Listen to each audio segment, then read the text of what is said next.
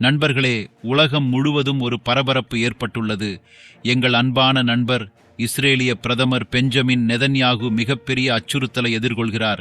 Hezbollah லெபனானிலிருந்து மிகவும் ஆபத்தான ட்ரோனை அனுப்பி நெதன்யாகுவின் வீட்டை நேரடியாக தாக்கியது. இந்த ட்ரோன் ஹிஸ்புல்லாவுக்கு ரஷ்யா வழங்கிய அதிநவீன ஆயுதங்களின் விளைவாகும். ஏற்கனவே ஹமாஸ் மற்றும் ஹெஸ்புல்லாவுக்கு எதிரான போராட்டத்தில் ஈடுபட்டுள்ள இஸ்ரேல் இப்போது அதிக ஆபத்தில் உள்ளது. ஆனால் எப்போதும் இஸ்ரேலின் உண்மையான நண்பனாகவும் நம்பிக்கைக்குரிய கூட்டாளியாகவும் இருக்கும் இந்தியா இந்த வாய்ப்பை பயன்படுத்தி இஸ்ரேலுக்கு மேலும் ஆபத்தான ஆயுதங்களை வழங்கி அதன் பாதுகாப்பை மேம்படுத்த முடியுமா? பேரழிவில் வாய்ப்பு உள்ளது. இந்த பேரழிவை இந்தியா வாய்ப்பாக மாற்ற வேண்டிய நேரம் இது. நமது நண்பர் இஸ்ரேல் இன்று பெரிய சிக்கலில் உள்ளது. நமது நண்பரை நாம் ஆதரிக்க வேண்டும். இந்தியா ஏற்கனவே இஸ்ரேலுக்கு வெடிமருந்துகளை வழங்கி வருகிறது. ஆனால் இப்போது பிரம்மோஸ் ஏவுகணை மற்றும் அதிநவீன பாதுகாப்பு தொழில்நுட்பம் போன்ற நமது சிறப்பு ஆயுத அமைப்புகளை பயன்படுத்தக்கூடிய நேரம் வந்துவிட்டது. இஸ்ரேலை கொடுங்கள்.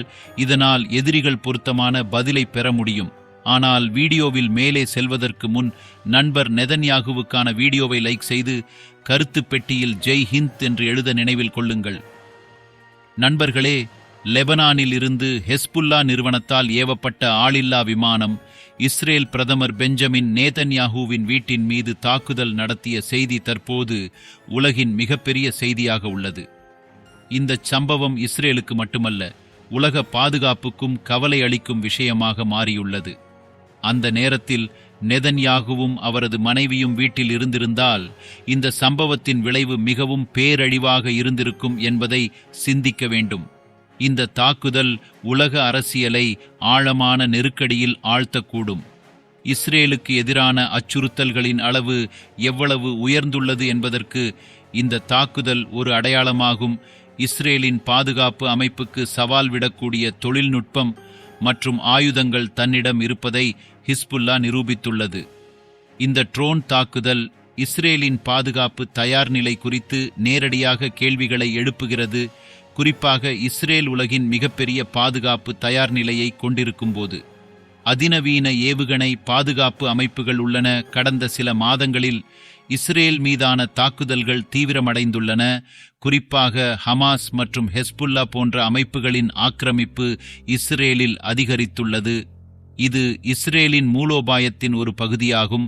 அங்கு அது தனது எதிரிகளின் தலைவர்களை குறிவைத்து தங்கள் அமைப்புகளை பலவீனப்படுத்துகிறது.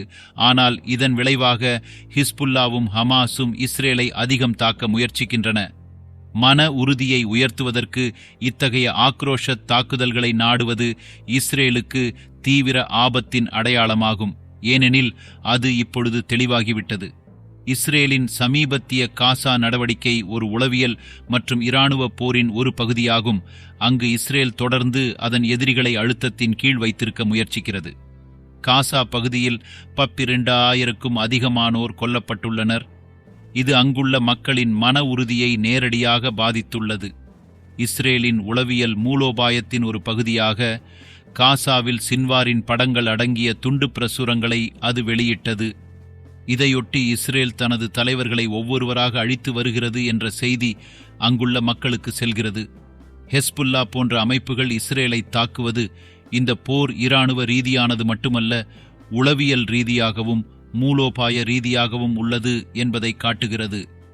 இந்த முழு அத்தியாயத்திலும் மிக முக்கியமான கேள்வி ஹெஸ்புல்லா இந்த ஆயுதங்களை எங்கிருந்து பெறுகிறது என்பதுதான். ஹிஸ்புல்லாஹுவுக்கு ரஷ்யா அதிநவீன ஆயுதங்களை வழங்கி வருவதாக சமீபத்திய தகவல்கள் தெளிவுபடுத்தியுள்ளன. ரஷ்யா மத்திய கிழக்கில் தனது மூலோபாய பிடியை வலுப்படுத்த விரும்புகிறது. ஹிஸ்புல்லாவுக்கு ஆயுதம் வழங்குவதன் மூலம் இஸ்ரேல் ரஷ்யாவின் ஆயுத விநியோகத்தில் அதிநவீன ட்ரோன் ஏவுகணைகள் மற்றும் ஷோல்டர் 5 ஏவுகணை அமைப்புகள் அடங்கும். இந்த நடவடிக்கைக்கு பின்னால் பல காரணங்கள் இருக்கலாம். முதலாவதாக, மத்திய கிழக்கில் மேற்கத்திய நாடுகளின் செல்வாக்கை பலவீனப்படுத்துவதே ரஷ்யாவின் நோக்கம். இரண்டாவதாக, ரஷ்யா தனது மூலோபாய சக்தியை காட்ட ஹிஸ்புல்லா மற்றும் ஈரான் போன்ற அமைப்புகளை ஆதரிக்கிறது. இதனால் அது உலக அரசியலில் ஒரு முக்கிய பாத்திரத்தை வகிக்கிறது. பல ஆண்டுகளாக இரு நாடுகளுக்கும் இடையே நல்ல உறவு உள்ளது. இந்த உறவுகளின் கீழ் ஈரானின் ஆதரவாளர்களுக்கு ரஷ்யா ஆயுதங்களை வழங்குகிறது. ரஷ்யாவின் இந்த நடவடிக்கை ஆதரவாளர்களுக்கு சவால் விட விரும்புகிறது. ரஷ்யாவின் இந்த நடவடிக்கை இஸ்ரேலுக்கு மட்டுமல்ல, முழு மத்திய கிழக்கிற்கும் கவலை அளிக்கும் விஷயமாகும். இது மத்திய கிழக்கில் நடந்து வரும் மோதலை இன்னும் அதிகரிக்கக்கூடும். இது இஸ்ரேலுக்கு எதிரான தாக்குதல்களை தீவிரப்படுத்தும். இந்த நிலையில் இந்தியா என்ன செய்ய வேண்டும் என்ற கேள்வி தற்போது எழுந்துள்ளது. இஸ்ரேலுக்கும் இந்தியாவுக்கும் இடையிலான பாதுகாப்பு உறவுகள் ஏற்கனவே வலுவாக உள்ளன. இஸ்ரேல் மீது குண்டு வீசிய இந்தியா ஏற்கனவே வெடிமருந்துகள் மற்றும் பிற பாதுகாப்பு உபகரணங்களை வழங்கி வருகிறது. ஆனால் தற்போதைய சூழ்நிலையில் இஸ்ரேலுக்கு அதிக ஆபத்தான ஆயுதங்களை வழங்குவதை இந்தியா பரிசீலிக்க வேண்டும். பாதுகாப்பு, தொழில்நுட்பம் மற்றும் பாதுகாப்பு அமைப்புகளில் இந்தியாவுக்கு இஸ்ரேல் குறிப்பிடத்தக்க உதவிகளை வழங்கியுள்ளது. பிரதமர் நரேந்திர மோடியின் பேரிடர் காலங்களில் வாய்ப்பு என்ற கொள்கை இந்த நேரத்தில் மிகவும் பொருந்துகிறது. இந்த வாய்ப்பை பயன்படுத்தி இஸ்ரேலுடனான இராணுவ உறவை மேலும் வலுப்படுத்த இந்தியா நடவடிக்கை எடுக்க வேண்டும்.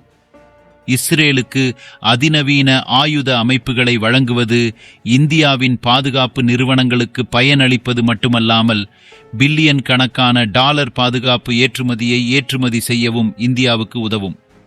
இந்தியாவின் தொழில்நுட்பம் மற்றும் ஆராய்ச்சியில் ஏற்பட்டுள்ள முன்னேற்றத்தை கருத்தில் கொண்டு இந்தியா சமீபத்திய ஏவுகணை அமைப்புகள், ட்ரோன் தொழில்நுட்பம் மற்றும் சைபர் பாதுகாப்பு ஆகியவற்றை உருவாக்க வேண்டிய நேரம் இது. பிரம்மோஸ் ஏவுகணை, ஆகாஷ் வான் பாதுகாப்பு அமைப்பு மற்றும் பல பாதுகாப்பு உபகரணங்கள் உட்பட இஸ்ரேலுக்கு வழங்க பல அதிநவீன ஆயுதங்கள் இந்தியாவிடம் உள்ளன. இந்த ஆயுதங்கள் மூலம் இஸ்ரேல் தனது பாதுகாப்பை பலப்படுத்த முடியும் மற்றும் அதன் எதிரிகளை சமாளிக்கும் திறனை அதிகரிக்க முடியும். இஸ்ரேலுடன் வளர்ந்து வரும் பாதுகாப்பு உறவுகள் உலகளாவிய பாதுகாப்பு சந்தையில் இந்தியாவை ஒரு முக்கிய வீரராக மாற்றும். பாதுகாப்பு நிறுவனங்களுக்கு தங்கள் தொழில்நுட்ப திறன்களை மேலும் மேம்படுத்த இஸ்ரேல் போன்ற ஒரு மூலோபாய கூட்டாளி தேவை. மத்திய கிழக்கில் இந்தியாவின் செல்வாக்கும் அதிகரிக்கக்கூடும். இந்த நேரத்தில் இஸ்ரேலுக்கு எதிரான அதிகரித்து வரும் தாக்குதல்கள் மற்றும் ஹிஸ்புல்லாக்களுக்கு ரஷ்யாவால் ஆயுதங்கள் வழங்கப்படுவதால் வரும் காலம் இஸ்ரேலுக்கு மிகவும் சவாலானதாக இருக்கும் என்று கூறுவதில் தவறில்லை. இது இஸ்ரேலின் பாதுகாப்புக்கு மட்டுமல்ல, பாதுகாப்பு நடவடிக்கைகளில் இந்தியாவுக்கு ஒரு பெரிய நன்மையை வழங்கக்கூடிய ஒரு மூலோபாய நகர்வாகவும் இருக்கும். கொள்கையை மனதில் வைத்து இந்தியா தனது பாதுகாப்பு திறன்களை வெளிப்படுத்தவும் இஸ்ரேலுடனான உறவுகளை மேலும் வலுப்படுத்தவும் இதுவே சரியான நேரம். மூலம் நண்பர்களே, இதை பற்றி உங்கள் கருத்து என்ன? தயவு செய்து கருத்து தெரிவிப்பதன் மூலம் சொல்லுங்கள். இந்த வீடியோவை நீங்கள் இதுவரை விரும்பவில்லை என்றால் இந்த வீடியோவை உங்கள் 5 நண்பர்களுடன் லைக் செய்வதன் மூலம் பகிர்ந்து கொள்ளுங்கள். மிக முக்கியமான விஷயம் என்னவென்றால், நீங்கள் இந்த சேனலுக்கு குழு சேரவில்லை என்றால் நீங்கள் செய்திருந்தால் குழு சேரவும், அதற்கு அடுத்துள்ள பெல் ஐகானின் பொத்தானை கிளிக் செய்யவும். அடுத்த வீடியோவில் சந்திப்போம். ஜெய் ஹிந்த், ஜெய் பாரத்.